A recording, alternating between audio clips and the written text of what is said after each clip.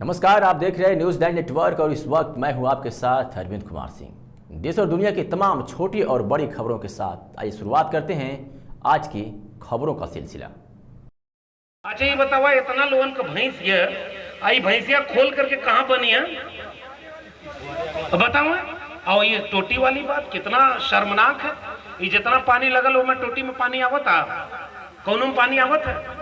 तो अब की 4 जून के ऐसा टोटी बटावे आप लोगन कि पूरा बीजेपी साफ हो जाए और समाजवाद का झंडा पूरे देश में लहराए। एक अपील हम आप लोगों से करे आए और वो अपील केवल इसलिए करना है, इसी घोसी के उपचुनाव में मैं चूंकि वो शख्स यहाँ बैठे हुए हैं इसलिए मैं एक लाइन में वो जरूर जिक्र करूंगा। वो यहाँ बैठे हुए हैं और इनको पता है और आदरणीय राजीव राय जी हम लोग लगातार संपर्क में थे, देख रहे थे इनको कि इसी घोसी के उपचुनाव में क्या हुआ, कौन नहीं उतर गया था यहाँ पर इनको हराने के लिए। और कुछ लोग जो आए थे अचानक उन्हें लगा था कि ऐसे ही चुनाव लहर में जीत लेंगे, लेकिन घोसी उपचुनाव ने, मैं यकीन के साथ कहना चाहता हूं, लोकसभा चुनाव की पृष्ठभूमि के लिए हिम्मत भरने का काम कर दिया था और अप्रत्याशित चुनाव से जीते थे आदरणीय सुधाकर जी हमारे बीच में बैठे हुए।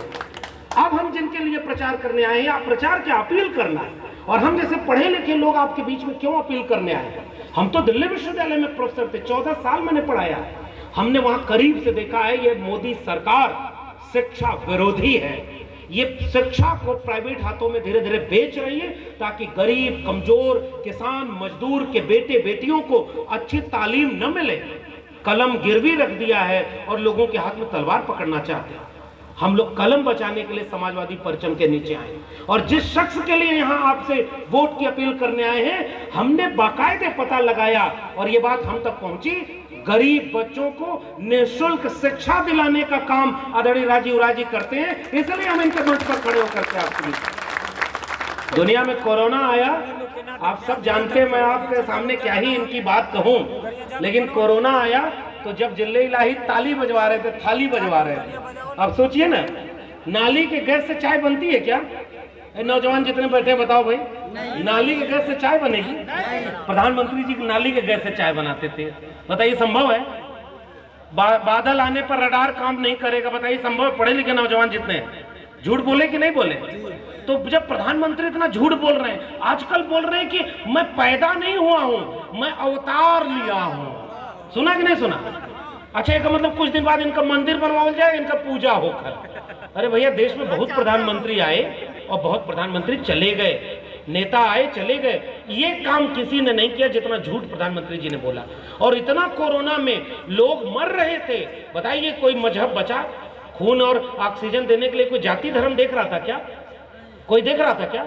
इसलिए कोरोना में वैक्सीन लगाने के नाम पर चंदा की लूट ले ली कि नहीं? 504 करोड़ रुपया इलेक्टोरल बॉन्ड से मोदी सरकार ने उसकी वैक्सीन वाले से पैसा लिया जो वैक्सीन लगाने के बाद अब हार्ट अटैक और ब्लड क्लॉटिंग की समस्या आ रही है। बताओ, जान जोखिम में चली गई कि नहीं?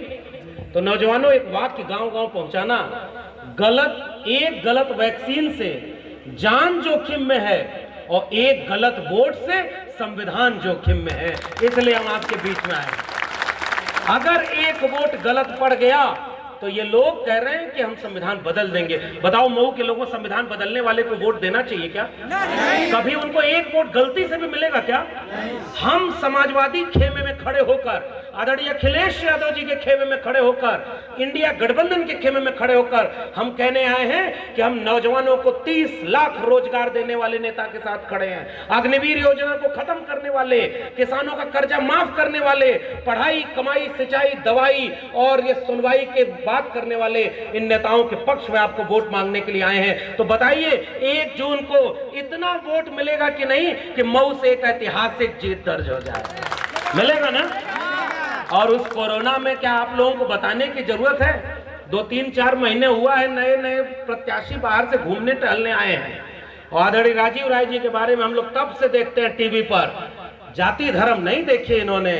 अगर इन्हें पता चला कि इनके इलाके का कोई एक जरूरतमंद अगर विदेश में भी फंसा है तो उसे अपने पैसे पर वहां से ले आए, और एक भी जरूरतमंद अगर इनके दरवाजे पर पहुंच जाए तो उसका मदद करने के लिए कुछ भी पूछते नहीं है। तो हम सब के नेता मरहूम नेताजी मुलायम सिंह यादव जी एक नारा लगाया करते थे कि देश पर वो राज करेगा जो इंसाफ और इंसानियत की बात करेगा। मऊ की सरजमी पर आज एक इंसाफ और इंसानियत के नाते हम साइकिल पर मुहर लगाने के लिए आपके यहाँ बीच में आए। तो बताइए मुहर लगेगी कि नहीं? मुहर लगेगी साइकिल पर? राजू राय जिंदाबाद, जिंदाबाद, जिंदाबाद, राजू राय जिंदाबाद। आप जिंदाबाद तब होगा जब आपकी केवल सांसद नहीं चुनना है। 4 जून को जब मऊ का रिजल्ट टीवी पर दिखाया जाए तो 12 बजते बजते तय हो जाए कि केवल राजीव राय जी ही मऊ से नहीं जीत रहे, अब दिल्ली की कुर्सी पर कौन बैठेगा इसको तय करने के लिए अखिलेश यादव जी भी जीत रहे हैं। तो बताइए अखिलेश यादव जी को देख करके भी वोट देंगे कि नहीं? और याद रखिएगा ये केवल सांसद चुनने का वक्त नहीं है। कोई गलती हो, कोई मतभेद हो, कोई मनमुटाव हो, कुछ भी हो, आज सब कुछ भुला करके बाहों में बाहें हाथ में डाल करके हर जाति के लोग, हर धर्म के लोग जो भी इस देश से मोहब्बत करते हैं, किसानों के जिक्र जिसको है, जिनको नौजवानों की बात करनी है, सब मोहब्बत प्यार से रहें, उनको मजबूत करना है। तो बताओ अखिलेश यादव जी से बढ़िया नेता कोई होगा क्या? और हमारे आजमगढ़ में तो देखिएगा क्रांतिकारी जीत होने जा रही है। तो आजमगढ़ में ललकार कर गए हैं तो उसका असर मऊ तक पड़ेगा कि नहीं पड़ेगा? मऊ से पीछे नहीं रहेगा। और आपने यहां पर कह दिया, आपके भरोसे पर मैं चाहता भी यही हूं कि आजमगढ़ और मऊ में कोई बंटवारा हम मानते भी नहीं, मऊ आजमगढ़ से भी ज्यादा वोट से जीत जाए, हम तो ये दुआ लेकर के आए।